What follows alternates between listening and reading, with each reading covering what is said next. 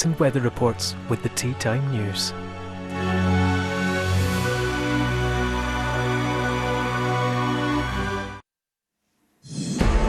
Millions displaced and more reports of atrocities in Ukraine.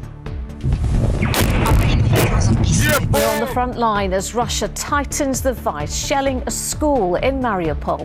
And the stories of those who have escaped are hard to hear. You can't see anything because you don't have any light, and you only see something when there is another explosion. Shootings from the front, shootings from the left, right, behind. Also on the programme, waiting for a new life away from the war. More than 50 orphans who have been trapped begin their journey to the UK. Meanwhile, the Chancellor, Rishi Sunak, warns that sanctions on Russia will inevitably hit pockets here. Royals on tour. William and Kate get to visit a cacao farm in Belize, but the trip is bittersweet. And the car into that first break in zone, and Perez has been spun round. Sergio Perez has lost it on turn 2. New rules and new cars, a dramatic finish to the start of Formula One's Grand Prix season.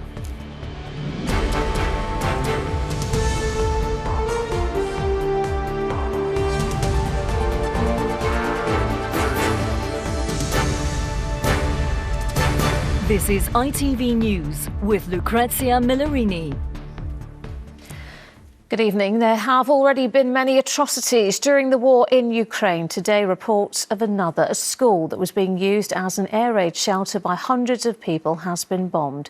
Women, children and the elderly were inside, and many are feared trapped, injured or dead, although there has been no independent confirmation of what happened.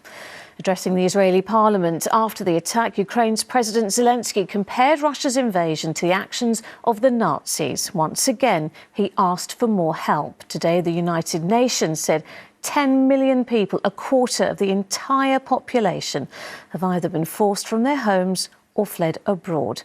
Our correspondent Geraint Vincent has the latest from Ukraine. Out of Ukraine's clear blue skies, missiles rain.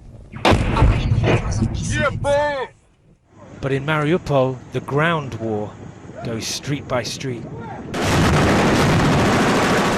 These pictures appear to show a detachment of Chechen infantrymen, Russia's fearsome allies who have joined an increasingly merciless assault.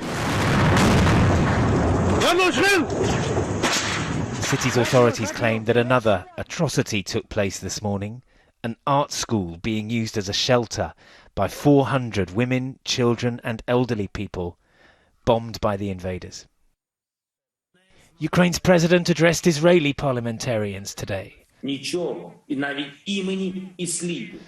Zelensky, who is Jewish, likened Russia's invasion to the Holocaust, and he challenged Israel over its failure to provide his country with military support. Russia, meanwhile, says it has provided refuge to people fleeing the fighting. Ukraine says Moscow has broken international law again by deporting residents of Mariupol and forcing them to go to Russia. What's beyond doubt is that thousands of refugees from the city have chosen to make the journey west. Among them, 2 teenagers now here in Lviv, who can tell you exactly what it's like to have your home destroyed around you. I woke up from this very loud noise. I can't even describe this noise, but it was so loud, and you can't see anything because you don't have any light, and you only see something when there is another explosion. So everything was covered in a cement dust, and our doors between the rooms were broken in halves, and our windows with their frames, they were pushed in the room. Not like the glass of the window was broken, but our windows with plastic frames were pushed in the rooms, and we only had holes in the walls. Julia and Rustik both escaped Mariupol last weekend. Rustik filmed the start of his journey out of the city. It wasn't the first time he and his parents had tried to leave. There were shootings everywhere. You were sitting in a car, and shootings from the front, shootings from the left, right, behind, and I was like, Jesus. And what now? We decided not to leave that day. That was the first time I actually got really scared for my life. Their hometown is a mainly Russian-speaking city, but their view of Russia is very different now. These neighbors aren't aren't really nice to us. They say they're liberating you. God, thank you for liberating me from my flat, from my grandparents, from like half of my friends. Great. I feel so liberated now, so free, so homeless. For those who've chosen to stay in Mariupol or who can't leave, life in the city has become a matter of survival, where even the shelters aren't safe. Geraint Vincent, ITV News, Western Ukraine. One of the prime targets of the war has been the capital, Kyiv. There, the situation is getting ever more desperate by the day. ITV News has seen evidence of a recent attack on a major food store, leading to fears of a change in tactics by Russia. Our global security editor, Rohit Katru, reports from Kyiv. We followed the smoke across Kyiv. It took us east towards a suburb called Brovary, a place we found the Russians trying but so far failing to take. Until a few days ago, this was a food distribution warehouse. Deliveries are still due, but they'll never be made. If Putin's plan is to starve the city, this might be part of it. The building isn't completely destroyed. Maybe this is why. Down the road, there's more damage. But a passerby wants to show us something else. There's a missile here, apparently intercepted, the target unknown. We've established it's a type of cruise missile, often used by the Russian military.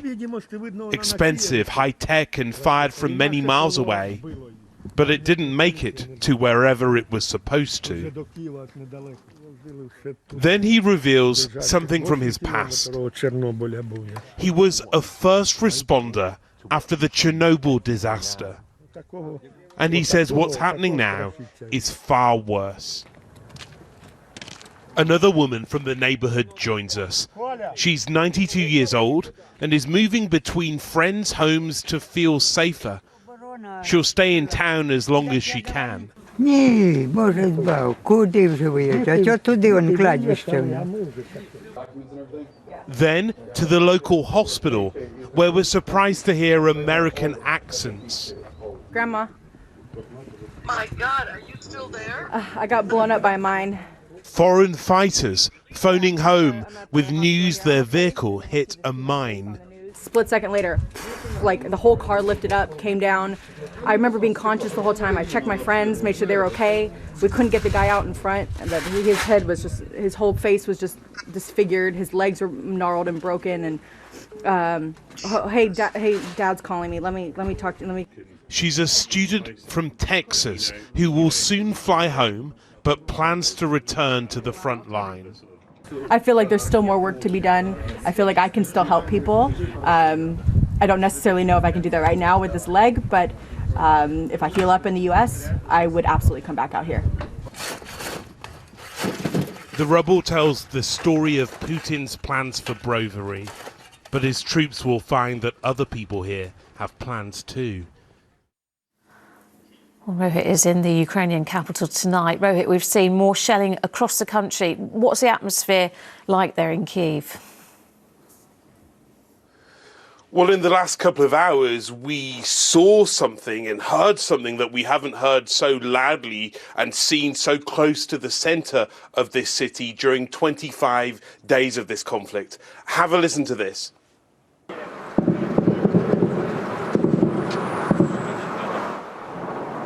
This is anti-aircraft artillery firing at targets above us here in central Kyiv. Not clear if these were targeting manned aircraft or missiles. We don't know. We heard surface-to-air missiles too. The Ukrainian air defences have been very active. They've also been very effective so far during this conflict.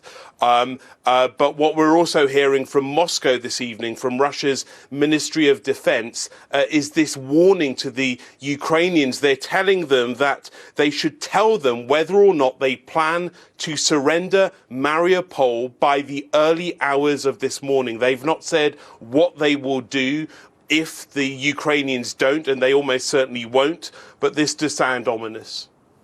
All right, Rohit in Kyiv, thank you very much. Well, the US President Joe Biden is preparing to travel to Europe this week for face-to-face meetings with other leaders. Let's speak now to our US correspondent Emma Murphy, who's in Washington. Emma, why is this trip so important? Well, it's crucially important because it's an opportunity for NATO leaders to meet face-to-face to assess where they're up to in terms of the situation in Ukraine and what they can do to offer help in the days, weeks and months ahead. It definitely is the most significant visit of an American president to Europe in decades. And President Biden is a big believer in face-to-face diplomacy. He believes in sitting around a table and thrashing out how they can move forward in any crisis. And certainly this is the biggest crisis that many of these leaders have faced. We understand that this weekend there's been work going on amongst representatives of different governments to try and work out what would be the step forward, what they can actually offer as concrete support to Ukraine, what can be announced at that meeting. But there is some divergence of opinion about how far they will go. So they're trying to work that out at the moment. It's possible that President Biden will also visit the eastern flank of Europe to show solidarity there as well. All right, Emma in Washington, thank you. As the bombing goes on, so too does the relentless exodus from Ukraine as millions look for a new life and somewhere safe to live. But that includes a group of more than 50 orphans seemingly stranded, having crossed into Poland. But now they've been told they can come to the UK. Our correspondent Peter Smith has been to meet them and has the full story. Bags packed, almost ready to go. A new life is waiting for 12-year-old Katya and her reindeer Masha. She's part of a group of 52 children from Ukrainian orphanages who escaped the war at home only to be stuck waiting on the Polish side of the border for the last week. But tomorrow they will finally leave for the UK. I heard it's a beautiful country. We're excited to see it because it's something new for us. Maybe the UK will be our new home.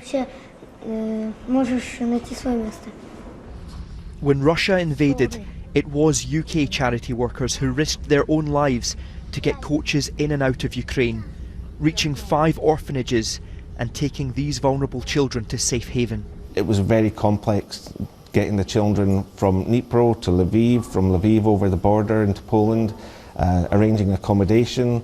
And the final piece of the puzzle was that paperwork for the visas, and they'll be picking up their visas tomorrow. Tell me how you'll feel at that moment when you pick those visas up. Absolutely delighted, so I can't wait. There has been pressure on the UK to process these children with greater urgency, but Sally, with 30 years of experience taking children out of war zones, told me the delay was a vital part of child protection. The British government needed confirmation from the Ukrainian authorities that it was okay for the children to come. We had to then prove to the Ukrainian authorities that the children had guardians and we weren't just randomly taking out 50-odd children. There has been some criticism of the UK government. People have called them heartless for not taking in enough refugees. What's been your experience? Not at all. I know that they really went all out to make this happen, and I don't think they could possibly have done this any quicker. It was a Herculean effort. The hope is, for these children, the wait will be worth it. I'm just happy to be alive. I want a normal life in the future, and I'll enjoy experiencing a new culture in the UK. It's going to be so interesting. They already have a place to live near Loch Lomond in Scotland, where all 52 can stay together. From so much misery, a triumph of kindness. Peter Smith, ITV News, Żnin in Poland. Well, back here, the Chancellor has warned imposing sanctions against Russia is likely to affect us all financially. Rishi Sunak says he can't completely protect people from difficult times ahead. His comments come just days before he makes his spring statement to MPs. Well, our political correspondent Catherine Sampson is here. Catherine, do we know if the Chancellor is planning to help in any way? Well, look, Rishi Sunak was keeping things pretty close to his chest this morning ahead of his big statement on Wednesday to MPs. But there were some hints that help could be on the way in terms of a cut to fuel duty. Now, Labour says they would support that, but they think Rishi Sunak's going to have to go much further than that if he's going to help families across the UK who are really struggling because of soaring inflation, because of rising energy costs. The Chancellor says he wants to help, but he's warning that coming off the back of the pandemic, the situation in Ukraine is going to make things worse. The steps that we've taken to sanction Russia are not cost-free for us here at home. And I want to be honest with people that it's not going to be easy. I wish government could solve absolutely every problem, that I could fully protect people against all the challenges that lie ahead. But I can't do that. But what I would say is I will stand by them in the same way that I have done over the past couple of years.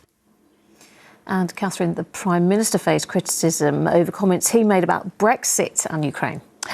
Yes, this was at a Conservative Spring Conference. The Prime Minister was making a wider point about the importance of democracy, but he appeared to compare Ukraine's fight for freedom to Britain's 2016 vote to leave the EU. Now, that created a storm online overnight, and it left ministers this morning basically forced to choose between trying to distance themselves from the remarks and trying to defend them. Look, he was making the perfectly fair point, which is that freedom matters, that sovereign democracy matters. And there isn't in any way a direct comparison, but the analogy that basically every people want to be free to make decisions affecting their own future is a fair one. Opposition politicians here and politicians in Europe have really expressed fury about these remarks, condemning them as crass, as distasteful and even as offensive to the people of Ukraine. All right, Catherine, thank you.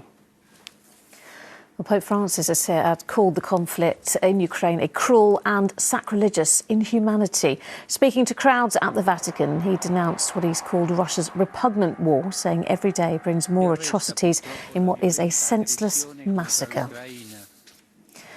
Elsewhere in Europe, there are fears the Russian invasion of Ukraine could soon spread to other countries. One of those is Latvia, which has seen a surge in sign-ups for its National Guard. Ordinary members of the public are abandoning their day jobs to train in military defence, wanting to equip themselves and their families against any potential Russian threat. Well, Rachel Younger went to witness the new recruits in training. In Woodland, on the edge of the capital, a small group of Latvians are learning how to defend their country.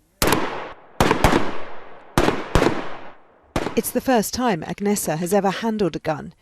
She's just set up an online bakery, but her fledgling business is now the last thing on her mind. The situation now in Europe is really... we're worried about this thing because it's really close to us, and I really like that these things that I have learned here. I will know how to protect my family and my friends.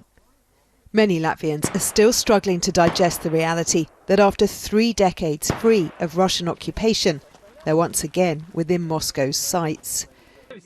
But Edgar, the shooting instructor, isn't surprised because he's paid close attention to other neighbours that Russia has recently hit.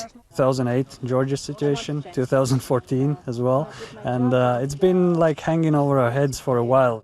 For this father of 2 turned part-time soldier, it's simple. Always like in the theater, when there's gun on the wall, it's going to shoot at some point, so it's better to be the warrior in the garden than the gardener in the war. So. And now the roar of Russian aggression has changed the outlook of its tiny neighbour completely. Both the Defence Minister and the President have been urging more ordinary Latvians like these to sign up for the National Guard. Not surprising when you consider that this country only has 10,000 professionally trained servicemen and women, and 3,000 of them are reserves. Rather than waste time reflecting on that, many Latvians have taken immediate action. Since February 24, I think. That's when we started to notice a very big increase in interest. So calls and emails we received in National Guard, they like 5-6 times of what we can experience. Is it possible, even with the National Guard, even with your reserves, to defend this country, should it come to that? More and more looking what's happening in Ukraine, I'm more confident we will do this, and it will be happening similarly here. Everyone will be ready. They know here that as members they can look to NATO for protection. But with the West struggling to push Putin back into line, they're also braced for the toughest of roads ahead. Rachel Younger, ITV News, Latvia. Still to come. Kate and William receive a warm Caribbean welcome, but protests force them to change their plans. Absolutely incredible. And new cars and new rules, and a sensational end to the first Grand Prix of the new season. Those stories and much more after this short break.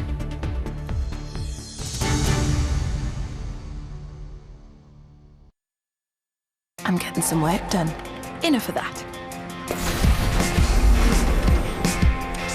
I'm totally winning!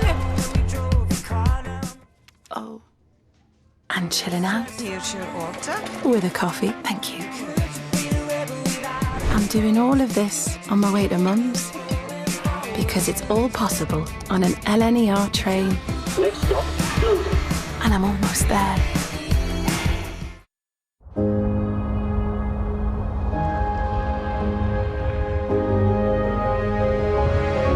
Bulletin, by design. Who knew wipes are often made with plastic? The environmental impact can be drastic. Wipes block pipes, spoil beach and river, harm fish and birds and last forever. Together we can turn this tide. Don't flush wipes, protect the seaside. So when nature calls, there's a world to save. Please bin the wipes and join the wave. Are you struggling to find the perfect wedding ring to sit perfect and complement your engagement ring? At John Mackay Jewellers, we specialise in manufacturing custom wedding rings. We take a mould of your engagement ring, create a replica and design a ring to sit perfect with your engagement ring. We email your design, and once you've approved it, our award-winning goldsmiths make your ring in 3 to 4 weeks. Contact us today or pop in and see us.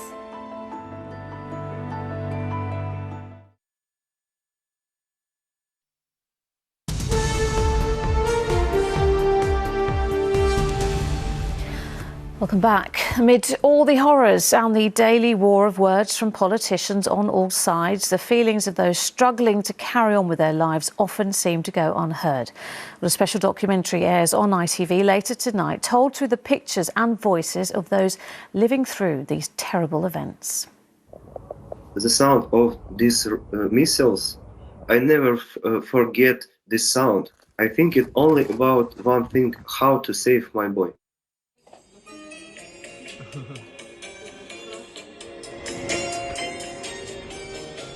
Our people are optimistic.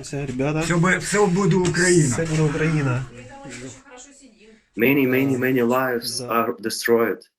Many people lost everything.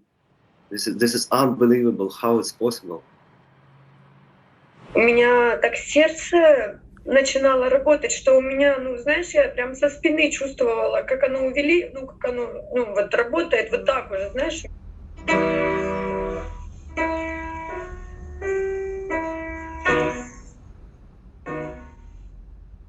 Молилась так, как никогда в жизни не молилась. Я ребенка хотела обезопасить. Потом приняла решение, укреплять бомбоубежище. Я пришла бомбоубежище, и не знаю, я верю в то, что оно спасет. Мы надеемся только на чудо, я не знаю. Молимся. Солнце Украина! Солнце Украина! Мы в заложниках. Стоят вооруженные, всех проверяют, телефоны. Потому что посеялась паника, очень много паникеров. Как мы выжили, я до сих пор не понимаю. Было тихо, не было ни сигнала тревоги, ничего. И я решил сразу записать видео тем ребятам, которые помогали нам. Заработали терминалы в Росте, мы скупились, поразвозились, сейчас еще закинем в метро, и мы кончились, поэтому если сбор денег снова...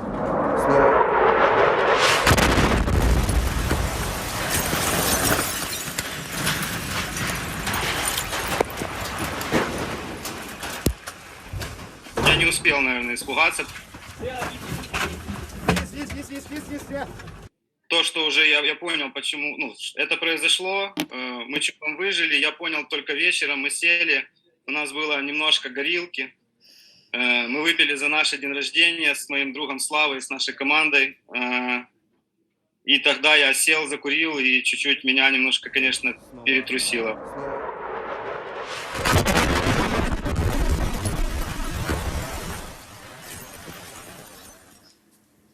And you can see more of Ukraine voices from the front line right here on ITV after the late news at 10.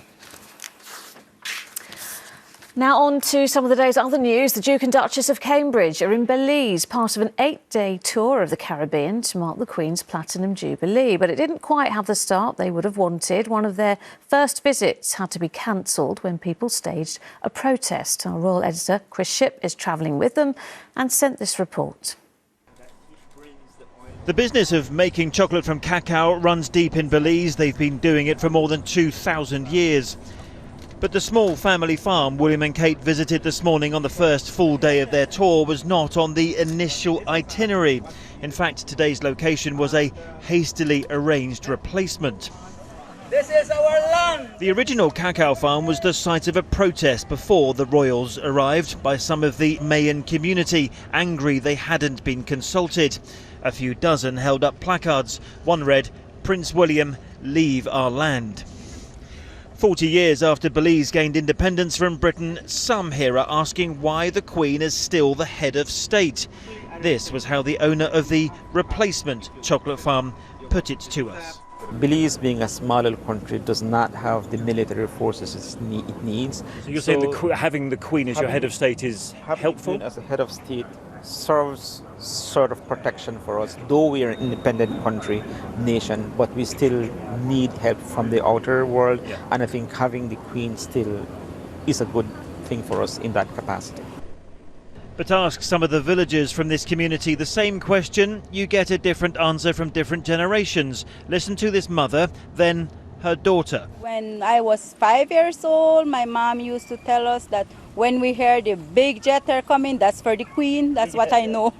Well, if one day we could become more stable as a country, then it would be okay to become a republic. Sandwiched between Mexico in the north and Guatemala in the south, Belize is one of 14 realms where the Queen is still the head of state. The protest before William and Kate's arrival here was small, but perhaps these tours are now a moment both to celebrate links with the former colonial master, but also to question their relevance. Next week, this tour moves to Jamaica, where the debate about Britain's past is even more alive, and William will, we are told, address the issue of slavery. Chris Shipp, ITV News, Belize. Scotland Yard have arrested a man wanted in connection with the death of a student in London. 19-year-old Sabita Finwani died at student accommodation in Clerkenwell yesterday. Our reporter Sangeeta Lal is at the scene. Sangeeta, talk us through what happened. Well, officers arrived here at around 5 o'clock yesterday morning after reports a woman had been injured. We now know that woman was Sabita Finwani, who suffered serious neck injuries and was pronounced dead when emergency crews arrived. A murder investigation was then launched and essentially what became a manhunt for 22-year-old Mihir Maroof. Officers were asking anyone with information to come forward, and it seems that appeal has worked because earlier today he was arrested on suspicion of murder and suspicion of assaulting police. Now, it's understood Mr Maroof had been in a relationship with Miss Thanwani. She lived here while studying at the City University of London. And ever since her death, people have been coming here to pay tribute and lay flowers. A police cordon is still in place as the investigation continues. And Mr Maroof is still being questioned by police tonight. He'll remain in custody as officers try to understand what's happened here and how Sabita Thanwani died. All right, Sangeeta, thank you. Well, 6 people have been killed and 10 others have been left with life-threatening injuries after a car was driven into a group of carnival goers in Belgium. It hit them as they gathered for the start of the parade celebrations in a village about 30 miles south of Brussels. And a private funeral for the Australian cricket legend Shane Warne has taken place in Melbourne. His hearse completed a lap of honour at a local football ground where he was a big fan. The former bowler died earlier this month following a suspected heart attack. Sports, and Liverpool are through to the semi-finals of the FA Cup after this evening's last quarter-final. It was close, but Jurgen Klopp's team squeezed past Nottingham Forest to set up a cracking semi-final against Manchester City. Chris Scudder has the action. In the calendar. They hadn't had scenes like this at the City ground since the glory days of Brian Clough. Light years had separated Forest and Liverpool since then, but not for much of this tie. What few chances Liverpool had, they wasted. Something on it. Firmino keeps it alive. Until the final 12 minutes, and just as the tie was heading towards extra time, Going towards the near post. It's Diogo Jota. Diogo Jota popped up to win the match. 1-0, Liverpool and their fans are heading to Wembley. But there's not many as ruthless as the Reds. And there, in the semi-finals, they'll now play a blockbuster against Manchester City, whose pass to the last four was blasted by Phil Foden. The England youngsters scored City's third in the 4-1 win at Southampton. Riyad Mahrez finished it off. City are getting used to Wembley FA Cup semis. This will be their fifth in 6 seasons. To the last four. Crystal Palace, in contrast, have never won the Cup before, but maybe under Patrick Vieira this will be their year. The Eagles soared past Everton in their quarter-final 4-0. An all-London semi against Chelsea awaits. Chris Scudder, ITV News. Well, there was an extraordinary end to the first Formula One race of the new Grand Prix season. Ferrari, who've been struggling recently, scored a 1-2 finish. Defending champion Max Verstappen was furious when his car developed a fault in the final laps, allowing Lewis Hamilton to snatch third. James Dunham reports. Away we go! New season, new cars, new contenders. Charles Leclerc and Lewis Hamilton. The Bahrain sequel to his box office defeat. That's Hamilton and Perez. Saw a subtle start for Lewis Hamilton. Up front, Charles Leclerc fended off repeated attacks from F1's defending champion Max Verstappen. Concerns over him burning rubber I could have easily been on front. led to a heated exchange with engineers. Before an actual fire, AlphaTauri's Pierre Gasly leaping out of the race. With the safety car brought in, tempers flared over technical issues. Hey, what's going on with the battery? Battery fine. No, it's not. Verstappen losing his cool and potential points after being forced to retire. Red Bull teammate Sergio Perez lost power as Leclerc triumphed, weaving past the checkered flag. Charles Leclerc wins the Bahrain Grand Prix. Teammate Carlos Sainz followed. Hamilton made third, but Ferrari with their 1-2 win are out of the shadows and celebrating tonight. James Dunham, ITV News. The work of a maternity unit in a hospital in Kharkiv, one of Ukraine's most severely affected cities, has been highlighted today thanks to a footballing superstar. So I'm handing over my social media to Irina, the head of the Regional Perinatal Centre in Kharkiv, Ukraine. There, she is working with pregnant mothers to help them give birth safely. The staff at the hospital shared what it was like working inside the temporary ward set up in the basement. The Russian invasion of Ukraine has seen many extraordinary and unexpected reactions and acts of personal bravery. But who would have thought that a pop star would don military fatigues and head to the front line? Well, that's exactly what Taras Topolia has done. Ben Chapman reports. Just a month ago, Taras Topolia and his bandmates were preparing for the launch of a new album. Hello everybody, just now we're in Kiev, with my friends, with my colleagues, the band of Anti-Tila. Now, they're among the more famous Ukrainians taking up arms to defend their homeland. Before the war we was making a big gigs, we collecting the stadiums and arenas. So, you know, a lot of people in our battalion knows about us. Anti-Tila is one of Ukraine's biggest bands, but they've joined millions of young Ukrainian men on the front line, heartbroken at the sight of bombs falling on their country. It hurts every time. and now it's hard. But now we adapted. It was no another way just to take a weapon and defend our country when the war started. So it's normal for a lot of Ukrainian people to finish their civil work, like civil life, and start to fight and defend our country. Taras has still been singing in support of his comrades and insists he's not really a soldier. Just now also a pop star, but just wearing the body armor suit.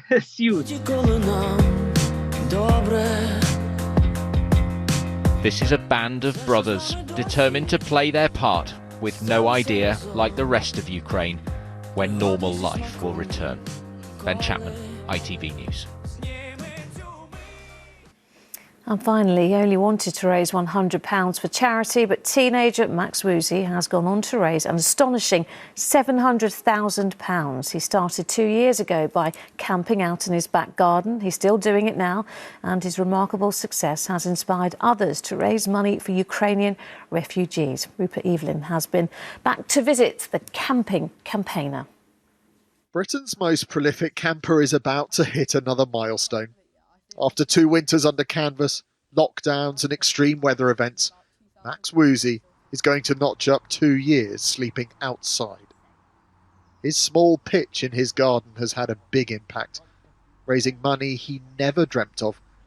And it's fair to say that his extraordinary achievements have made a difference well beyond his home in Devon. Maybe about a month in, we raised nearly £300, so I was like, right, this actually got quite good. I've already tripled what I thought I'd get, and it just spiralled and got an amazing amount of money.